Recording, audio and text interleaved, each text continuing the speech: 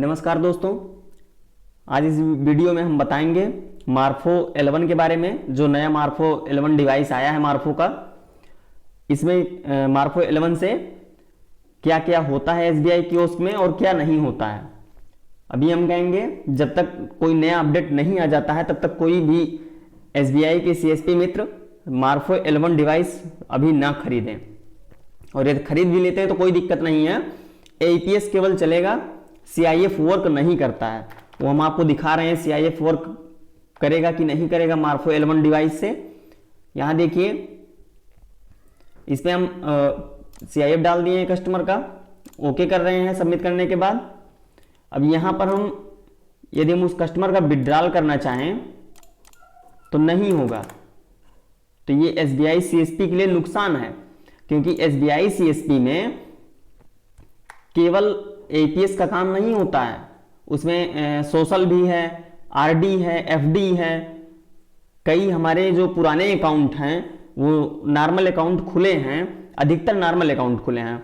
उसमें समस्या ये होती है कि वहां जब हम लोग सोशल यानी बीमा करने जाते हैं, प्रधानमंत्री सुरक्षा बीमा योजना, प्रधानमंत्री जीवन ज्योति बीमा योजना, या फिर आरडी अकाउंट ओपन करना चाहते हैं, या एफडी अकाउंट ओपन करना चाहते हैं, या फिर हम अटल पेंशन योजना करना चाहते हैं, यानी जिसमें नॉर्मल फिंगर लगा है कस्टमर का, जो कस्टमर क्रिएशन मेन्यू से खोला गया है, यहां से कस्टमर क्रिएशन मेन्यू से, इस ऑप्शन से, तो उसमें कस्टमर का नॉर्मल फिंगर लगा है। पहले 6 फिंगर कैप्चर होकर के खुलती थी, अब वर्तमान समय में 10 फिंगर कैप्चर करके खुलती है। तो इसमें यही समस्या है कि मार्फो का जो 11 डिवाइस है वो नॉर्मल फिंगर नहीं एक्सेप्ट करती है, केवल आधार वाला फिंगर एक्सेप्ट करती है।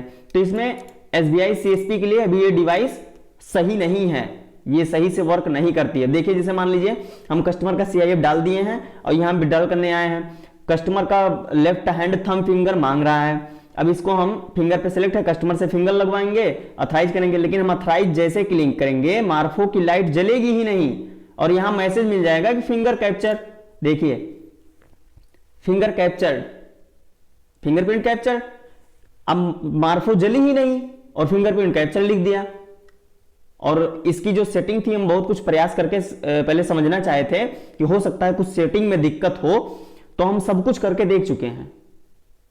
मार्फो की जो भी सेटिंग करनी थी या कुछ भी करनी थी या सिस्टम से कोई सेटिंग करनी थी, सब कुछ हम ट्राई कर चुके हैं।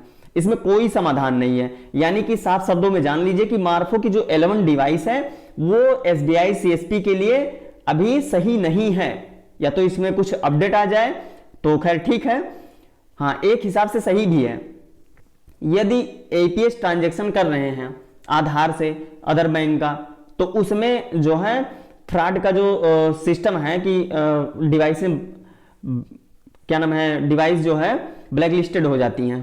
तो इसके लिए 11 सही है कि मान लीजिए कि 11 आप यूज कर सकते हैं, एपीएस में सही चलेगा। देखिए, अब इसको अगर हम ओके कर रहे हैं तो भी नहीं काम करेगा। देखिए, लिख देगा finger print mismatch on first attempt, यानी फिंगरप्रिंट नहीं मैच किया, जबकि मार्फो की लाइट जल ही नहीं रही है।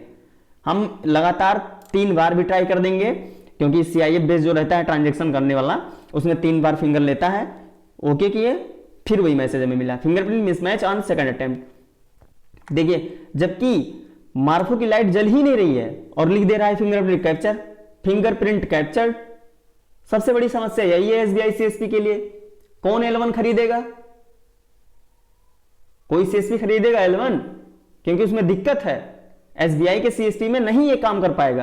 क्योंकि हम लोगों का, फिर हम बता रहे हैं, हम लोग एपीएस ट्रांजैक्शन करते हैं तो केवल आधार बेस, बाकी कस्टमर लॉगिन से जो हम लोग करते हैं उसमें भी दिक्कत। देखिए, अब हम इसमें customer run out of attempt please री लॉगिन, हो गया काम। 11 बेकार है एसबीआई सीएसपी के लिए वर्तमान समय में। आगे की जो अपडेट आएगी वो अलग चीज है। अब यहां पर कस्टमर लॉगिन में जब हम लोग कोई भी सीआईएफ डालते हैं, वहां हम यदि आरडी अकाउंट ओपन करें या एफडी अकाउंट ओपन करें, कोई भी अकाउंट हम ओपन कर रहे हैं, आरडी एफडी यहां पर, या अटल पेंशन योजना करेंगे या कुछ भी, देखिए यहां पर हमें इसमें सर्विस क्या क्या मिलती है। जो सीआईएफ बेस्ड ट्रांजैक्शन है, इसमें डिपॉजिट भी होगा, विड्रॉल भी होगा, बैलेंस इंक्वायरी भी होगा, फंड ट्रांसफर भी होगा, और एडेड बेनिफिशियरी भी होगा, डिलीट बेनिफिशियरी होगा, ATM card, mini statement, STDR open, open RD, term deposit inquiry, statement of account, IMPS fund transfer, ये सभी सर्विसेज जितने हैं जो नॉर्मल अकाउंट खुले हैं, इसमें सीआईएफ बेस्ड ट्रांजेक्शन होगा, यानी नॉर्मल फिंगर लगेगा, इसमें आधार वाला फिंगर नहीं है। तो ये मार्फो 11 नहीं सही है एसबीआई के लिए, एसबीआई सीएसपी के लिए। इसमें आप कोई भी सर्विस पे क्लिक कर देंगे, जैसे यहाँ मान लीजिए मिनी स्टेटमेंट पे हम जा रहे हैं, अब यहाँ हम जब क्लिक करेंगे सबमिट करेंगे तो भी नॉर्मल फिंगर ही मांगेगा। देखिए ऑटोमेटिक सिलेक्टेड है, लेफ्ट हैंड मिडल फिंगर। अब कस्टमर से लेफ्ट हैंड मिडल फिंगर लगवाना है, लेकिन जब मार्फो की लाइट जल ही नहीं रही है, देखिए हम वेरीफाई करके दिखा रहे हैं, जब मार्फो की लाइट जल ही नहीं रही उससे पहले लिख दे रहा है फिंगरप्रिंट कैप्चर्ड, कहां से होगा? नहीं होगा। एसबीआई सीएसपी के लिए मार्फो 11 नहीं सही है। अब हम आपको आधार से ट्रांजेक्शन करके दिखा रहे हैं, एक बैलेंस इंक्वायरी करके। यहां पर देखिए मार्फो में वही मार्फो एपीएस ट्रांजेक्शन या एपीएस बैलेंस इंक्वायरी में वही मार्फो जलेगी, लेकिन सीआईएफ से ट्रांजेक्शन करते समय वो मार्फो नहीं जल रही है, यानी वो मार्फो काम ही नहीं कर रही है। तो क्या फायदा है एसबीआई सीएसपी के लिए? क्योंकि हम लोगों को केवल एपीएस ट्रांजेक्शन नहीं करना है भाई, कई सर्विसेज हैं इसमें।